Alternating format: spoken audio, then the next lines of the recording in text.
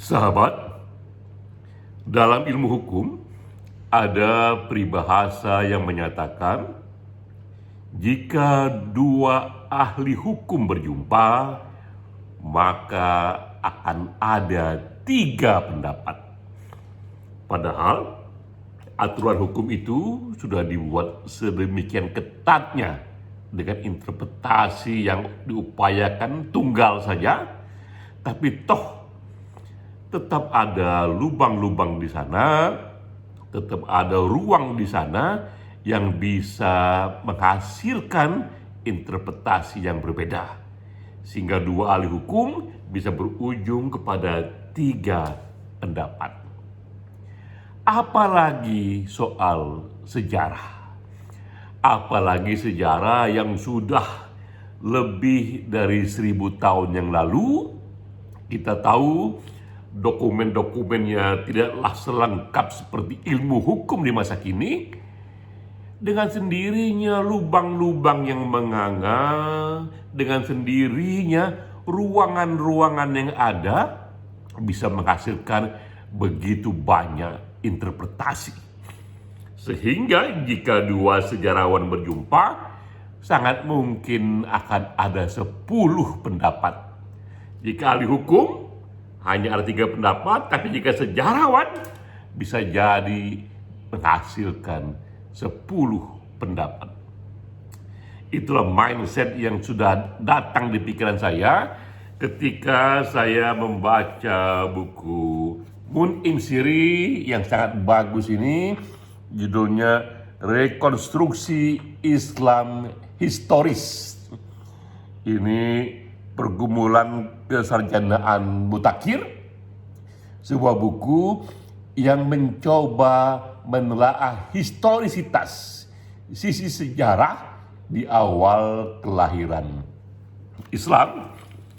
Langsung tadi itu framework bahwa jika sejarawan berjumpa akan ada begitu banyak pandangan, dan itu pula yang akan kita explore di bukunya Mun'im ini. Tapi sebelumnya saya sampaikan dulu beberapa data yang sudah saya baca sebelum saya membaca buku Mun'im ini. Dan ini berhubungan dengan buku Mun'im. Ini pertama karya dari Daniel Alan Brubaker.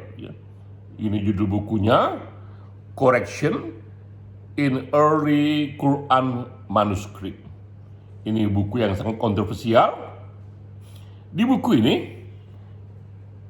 Daniel Brubaker, ia meneliti di manakah gerangan dokumen-dokumen Quran paling tua yang masih ada. Ia ingin mencari itu.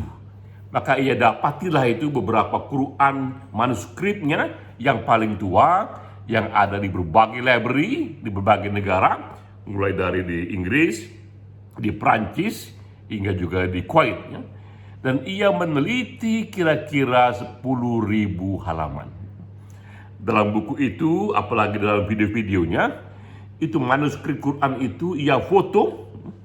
Dan ketika ia analisa, ia tunjukkan foto-fotonya itu.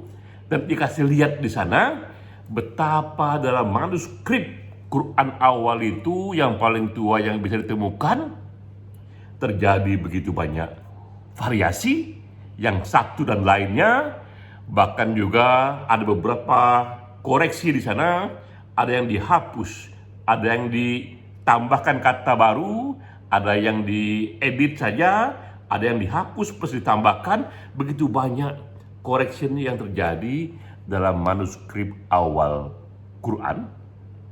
Dan ia kemudian juga membandingkannya dengan Quran yang sudah diseragamkan dalam pertemuan Kairo 1924. Dari riset Daniel Brubaker ini kita memahami bahwa Quran yang kita pegang sekarang ini bukanlah Quran yang kita dapatkan dari kodifikasi atau unifikasi di era Khalifah Utsman di abad ke-7 sana.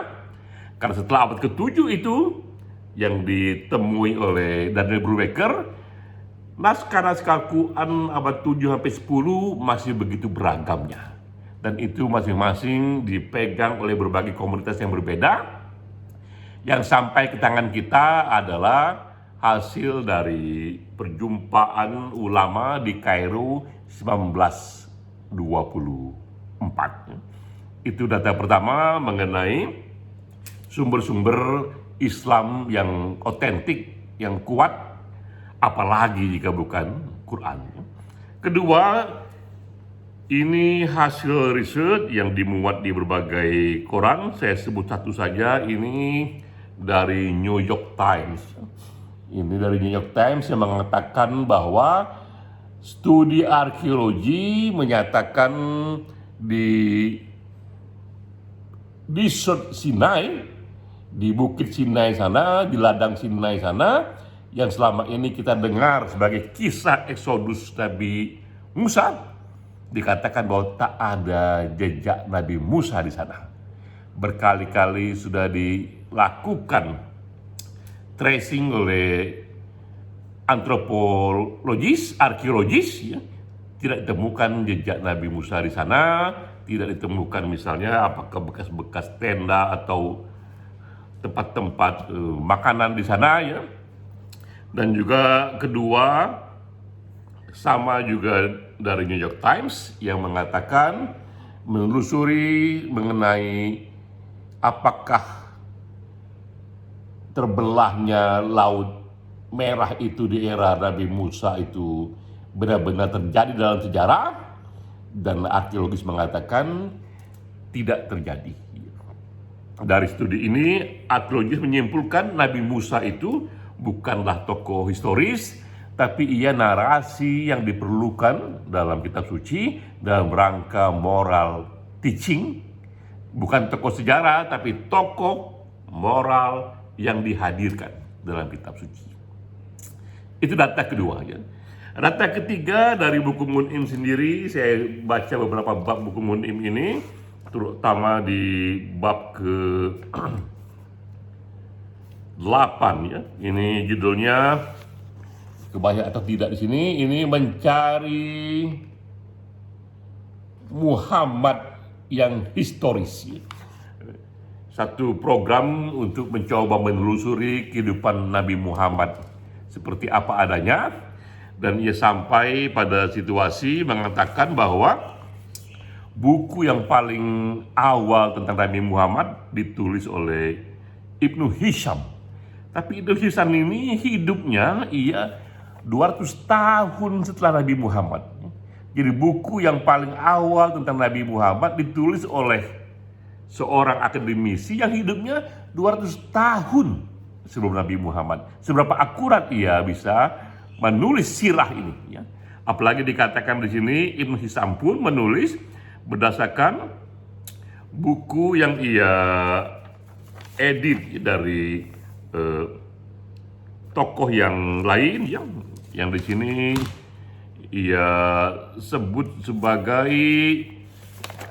satu pola yang ia edit untuk lebih menunjukkan citra Nabi yang maksum. Jadi dari buku yang ia jadikan sumber itu, tidak semuanya ia ambil, ia konstruksikan, tapi ia edit.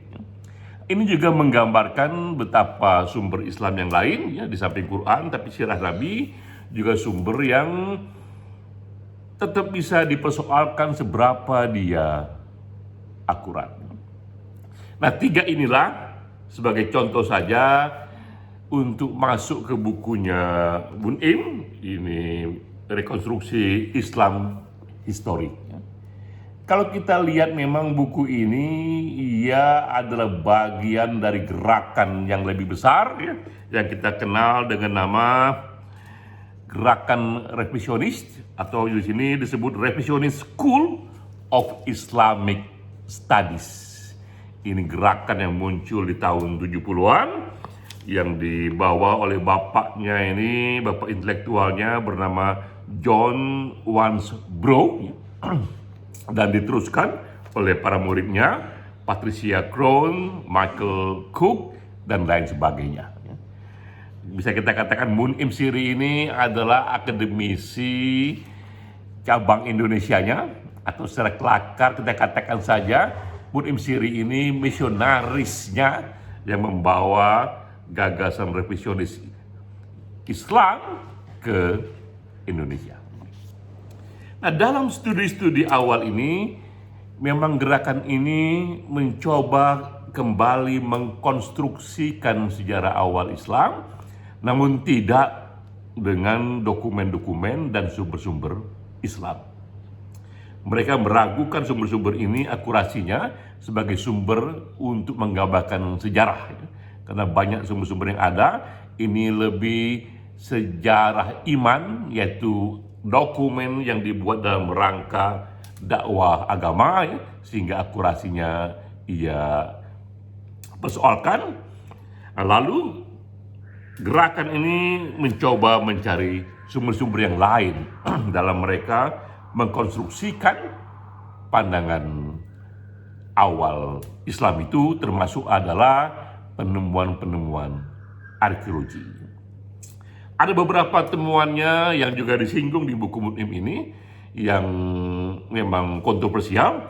Misalnya ia mengatakan bahwa Islam itu tidaklah lahir dari suasana jahiliyah, dari peradaban yang terkebelakang, tapi ia lahir justru di pusat kota di mana ajaran Kristen dan Yahudi sudah tumbuh mekar di sana.